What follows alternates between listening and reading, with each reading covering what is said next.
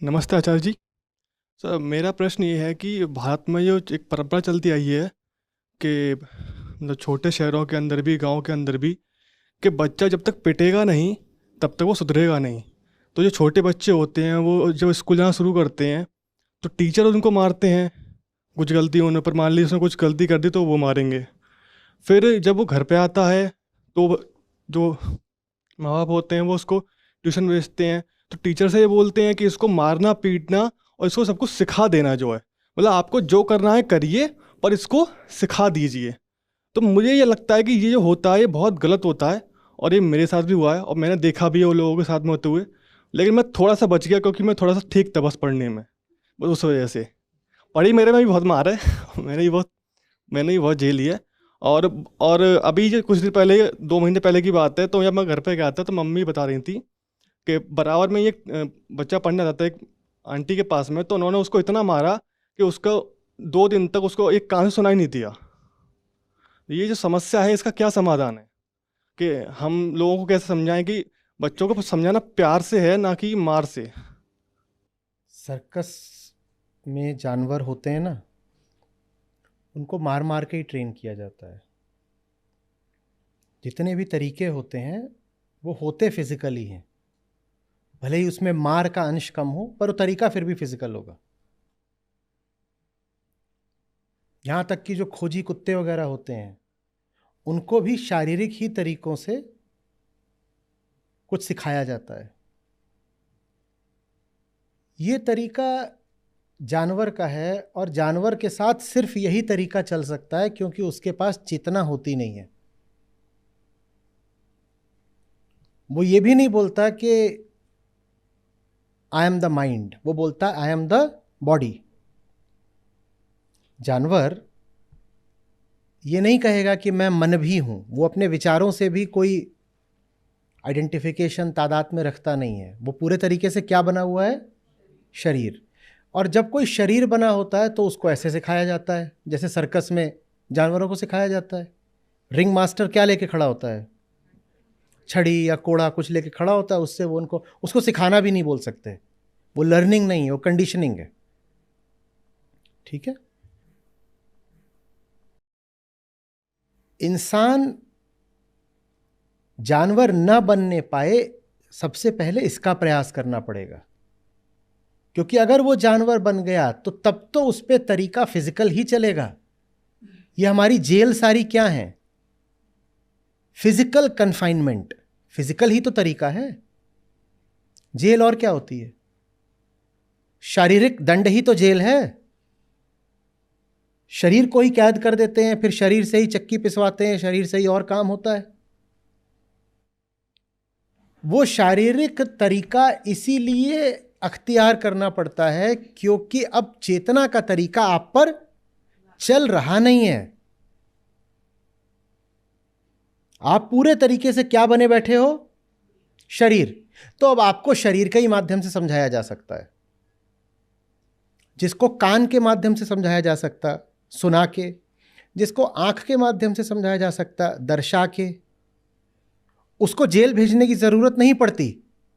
Jail वो भेजा जाता है जिसको अब आंख और कान से समझाया नहीं जा सकता। सिद्धांत ये है, व्यवहार में बात ऊपर नीचे होती रहती है, पर सिद्धांत यही है कि इस व्यक्ति को यहां से और यहां से समझाया नहीं जा सकता। ये व्यक्ति अब क्या बन गया है? तो अब तो इस पर कोई शारीरिक ही तरीका लगाना पड़ेगा। शारीरिक तरीका उनके लिए है जिनकी चेतना एकदम न्यून है। तो चाहे वो जेल का कैदी हो, चाहे सर्कस का पशु हो। बच्चा पैदा होता है, उसकी भी चेतना कैसी होती है? न्यून। तो प्रयास ये होना चाहिए कि उसको जगाया जाए। अगर वो नहीं जगेगा तो या तो जेल के कैदी, नहीं तो सर्कस के जानवर का जीवन जिएगा, और फिर रिंग मास्टर का कोड़ा बरसेगा। माँ बाप का धर्म है कि बच्चे में देह भाव न बैठने दें। देह भाव बैठ गया तो देह पर तो देह के ही तरीके चलते हैं। वो कह रहा है मैं देह हूं, मैं क्या करता हूं? जब मन करता है खा लेता हूं, जब मन करता है सो जाता हूं। जब मन करता उछलने लगता हूं, चीखने लगता हूं। और मन माने जो देह से जो कुछ भी हो रहा है, जहां नींद आ गई वहीं गिर जाता हूं। तो देह बन गया ना। जब देह बन गया तो अब वो पशु बन गया। जो देह है वो पशु है। तो फिर तो उस पर शरीर का ही मार पिटाई का ही तरीका चलेगा। अभी इसका दूसरा पक्ष आता हूं, बिल्कुल इसका जो उल्टा पक्ष है उस पर भी आएंगे। तो सबसे पहले तो माँ बाप को यह करना है कि बच्चा ऐसा हो जाए कि सुनने से समझ जाए। महात्मा बुद्ध के घोड़े याद हैं कि एक घोड़ा होता है कि जब उसको मारी दो कोड़े से तो वो चलता है। एक कोड़ा होता है जिसके सामने जाकर के चाबुक उसको दिखाने खाने लगो तब चलता है। और एक होता है जिसके सामने बस इशारा कर दो वो चल देता है। देह का दंड किस घोड़े को मिलेगा? जो बिना पिटे चलता ही नहीं। तो अपने बच्चों को ऐसा घोड़ा मत बनने दो जो बिना पिटे चलेगा ही नहीं, क्योंकि आप नहीं अगर उसको पीटोगे तो समाज और कानून पीटेगा। आप तो कह दोगे कि मैं अपने बच्चे को मारता पीटता नहीं था। आपने मारा पीटा नहीं, पर अगर वो देह बन गया है तो अपराधी बनेगा। अपराधी बनेगा तो जेल जाएगा, कानून पीटेगा उसको। समझ में आ रही है बात? तो बात इसकी नहीं है कि बच्चों को मारना उचित है कि नहीं है, यह बहुत बाद का सवाल है। पहला प्रश्न यह है कि बच्चा किस द्वार से बात सुन रहा है, इस द्वार से या इस द्वार से। जो इस द्वार से सुने वो इंसान, जो इस द्वार से सुने वो जानवर। बच्चे को इस स्थिति में आने क्यों देते हो कि मुंह से बोलो और वो कान से सुने तो कोई उस पर असर ही ना हो? बच्चा इस हालत में आए क्यों? बच्चे को इस हालत में लाए कौन? माँ बाप ही तो लाए होंगे कि 3 बार उसको बोला नुन्नू सुन नुन्नू सुन, नुन्नू सुन नहीं रहा। तो फिर माँ ने हुमक के एक थप्पड़ मार दिया। वो थप्पड़ पहले 3 बार बोला ना कि सुन ले सुन ले सुन ले, उसने नहीं सुना, फिर थप्पड़ आया। बच्चा इस हालत में आया क्योंकि कान की सुनी बात को महत्व ही नहीं देता। पहला जवाब तो ये चाहिए। बच्चे की परवरिश ऐसी हो कि कान और आंख के इशारे पर चले तो थप्पड़ों की कोई जरूरत ही नहीं रहेगी।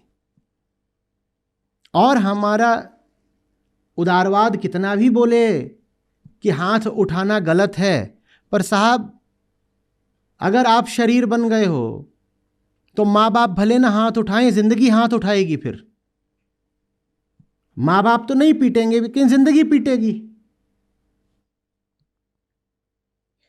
पिटने से आप बच नहीं पाओगे अगर आप बहुत छोटी चेतना के आदमी बन गए हो तो इस सबसे जरूरी तो यह है सबसे पहले कि उसे छोटी चेतना का रहने ना दिया जाए।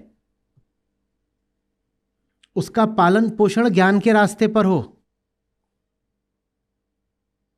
जो ज्ञान के रास्ते पे नहीं चल रहा है वो तो पिटेगा, क्योंकि वो क्या बन गया? देह। इंद्रियों पर प्रभाव डालना हो तो क्या करना पड़ता है? कुछ बोलना पड़ता है। और शरीर पर प्रभाव डालना हो तो क्या करना पड़ता है? फिर तो थप्पड़ ही है ना। मैं थप्पड़ों को जायज नहीं ठहरा रहा हूं, मैं एक नियम बता रहा हूं जीवन का कि जो जानवर बन गया अब उससे बात करके समझाओगे क्या? बात करके समझाओगे? अगर बात करके ही समझाया जा सकता होता तो दुनिया भर में अस्त्र शस्त्र किस लिए थे? जिनको अब हथियार से समझाना पड़ता है, क्या उनके पास आंख कान नहीं है? आंख कान तो उनके पास भी है, पर वो आंख कान से देखने सुनने को अब राजी नहीं है। चूंकि अब वो आंख कान से देखने सुनने को राजी नहीं है तो उन पर फिर हथियार का इस्तेमाल होता है। बच्चे को ऐसी हालत में क्यों आने देते हो कि वो आंख कान से देखने सुनने की शिक्षा ही नहीं पाई उसने? वो नीचे लौट रहा है, कुछ गंदगी कर रहा है, तो मुझसे बोले जा रहे हो क्या कर रहे हो, सुन ही नहीं रहा। फिर थप्पड़ मार दिया तो सब सुन लिया, बैठ गया सीधे। ये तो तुमने जानवर बना दिया ना उसको, ये तो पुलिस का लैब्राडोर बना दिया।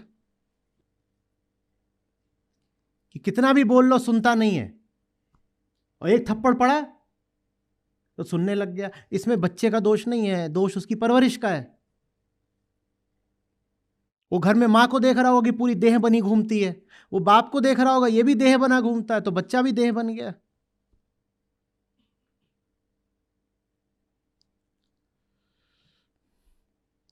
बुद्ध का तीसरा घोड़ा बनाना है बच्चे को, पहला नहीं, कि जब तक उसको चाबुक से मारा नहीं गया तब तक हिल ही नहीं रहा। और जो बुद्ध का तीसरा घोड़ा है ना, अब वो घोड़ा नहीं रहा, वो इंसान से भी बेहतर हो गया है, क्योंकि वो अब सूक्ष्म इशारों पर चलता है। बात समझ रहे हो? हमने कहा था मैं इसके दूसरे पक्ष की ही बात करूंगा। दूसरा पक्ष जानते हो क्या होता है? दूसरा पक्ष ये होता है कि हो सकता है आप बहुत भारी ज्ञानी हो,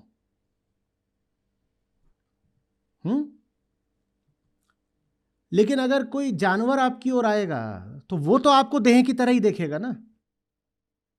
आप स्वयं को देह की तरह भले ही नहीं देखते, पर कोई पशु आपको कैसे देखेगा? देह की तरह देखेगा। तो एक छोटी सी संभावना यह भी होती है कि बच्चे इसलिए पिट रहे हैं क्योंकि माँ बाप देह हैं, तो उन्हें बच्चों को समझाने का और कोई तरीका आता ही नहीं।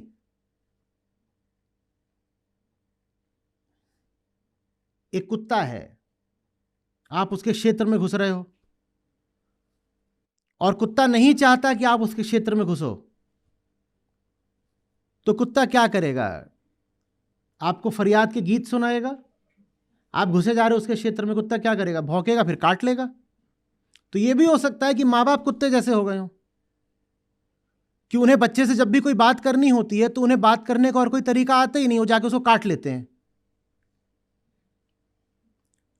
मच्छर आपसे बात करना चाहता है, कैसे करेगा? काट के। और क्या करेगा वो? पहले कान में कुछ करेगा, घुनुन घुनुन, आप भगा दोगे तो काट लेगा। तो बात दोनों पक्षों पर लागू होती है। बहुत सारे माँ बाप भी ऐसे हो जाते हैं। मैंने देखा है माओं को, बच्चा है छोटा, उसको ही बोलना नहीं आता, वो रो रहा है, माँ काम कर रही है, तो पहली बार आई वो रो रहा है, उसको पानी पिला दिया। दूसरी बार आई रो रहा है, उसको दूध पिला दिया। तीसरी बार आई रो रहा है, उसके कपड़े बदल दिए। चौथी बार आई रो रहा है, उसको सुसु करा दिया।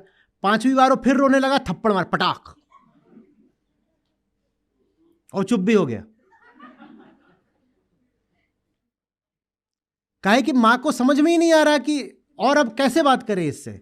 मां में अगर समझ पाने की क्षमता होती तो जो भी बच्चे की मूल समस्या थी वो उसका समाधान कर देती, पर बच्चा बोल तो पा नहीं रहा है और मां को समझ में नहीं आ रहा, तो कभी उसको पानी पिलाती है, कभी सुसु कराती है। समस्या उस बच्चे की कुछ और हो सकता है, उसके पेट में दर्द हो रहा हो, बच्चे के पेट में दर्द हो रहा है इसलिए रो रहा है। मां खुद जानवर है, वो कुछ समझ नहीं पा रही, जो ना समझ पाए उसको ही जानवर बोलते हैं। मां कुछ समझ नहीं पाई, वो चिढ़ रही है, हैरान हो रही है, जाके उसको एक चांटा मारा, पट। उसने कहा कि पेट से ज्यादा दर्द तो अब गाल में हो रहा है, चुप ही हो जाओ। तो जहां कहीं भी पशुता रहेगी वहां बल प्रयोग होके रहेगा। जानवरों में आपस में विवाद हो जाता है तो वो क्या करते हैं? पंचायत सजाते हैं। वो क्या करते हैं? जिसने जिसको ज्यादा पीट दिया वो जीत गया। न्याय किसके पक्ष में है? जो बलवान है। पशुओं में तो यही चलता है ना, इसको हम बोलते हैं the law of the jungle, जंगल राज इसी को तो बोलते हैं कि जिसकी लाठी उसकी भैंस। पशुओं में ऐसा नहीं होता कि बातचीत होगी, बात समझी जाएगी, वहां बस देह जिसकी हावी हो गई वो जीत गया। पशु माने वो जो देह के साथ चलता है उसे पशु बोलते हैं। अब देह के साथ बच्चा भी चल सकता है, देह के साथ माँ बाप भी चल सकते हैं। जिसकी भी चेतना उठी हुई नहीं है, जिसने अच्छी किताबें नहीं पढ़ी, जिसने अच्छा विचार विमर्श नहीं करा, जो घटिया चीजें ही देखता रहा किताबों में और टीवी वगैरह में, वो जानवर हो गया। अब ऐसे घरों में मार पिटाई चलेगी हर तरह की। माँ ने बाप को थप्पड़ मार दिया, बाप ने बेटे को मार दिया। किसी ना किसी कमरे से कुछ ना कुछ बजने की आवाज आती रहती है। बिजली चली भी जाए तो भी एक म्यूजिक सिस्टम बंद नहीं होता, एक के बाद एक बीट्स धम कोई ना कोई बज ही रहा है।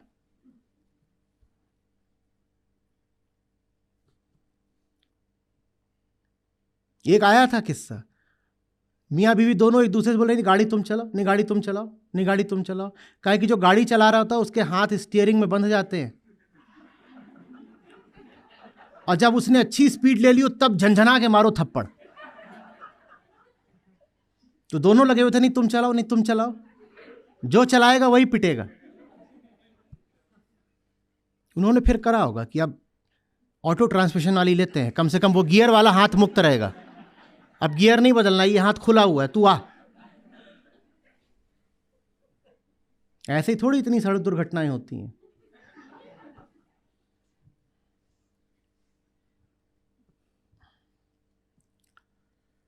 देश भी एक दूसरे पर चप्पलबाजी और थप्पड़बाजी तो करते हैं, वही चीज जब बढ़ जाती है तो मिसाइल कहलाती है। पहले वो चीज तलवार कहलाती थी, उससे पहले वो चीज मल्लयुद्ध कहलाती रही होगी, हैंड टू हैंड कॉम्बैट। ये देश अगर थोड़ी चेतना रखते और आपस में बात कर सकते तो क्या मिसाइलें चलानी पड़ती? तो समझो कि फिजिकल मेथड्स तभी लगाने पड़ते हैं जब कॉन्शियस मेथड्स फेल कर जाते हैं, और कॉन्शियस मेथड्स तभी फेल करते हैं जब कॉन्शियसनेस का अभ्यास ही ना किया गया हो। जो घर में हम देखते हैं थप्पड़बाजी, वही फिर रूस और अमेरिका का कोल्ड वॉर बन जाती है।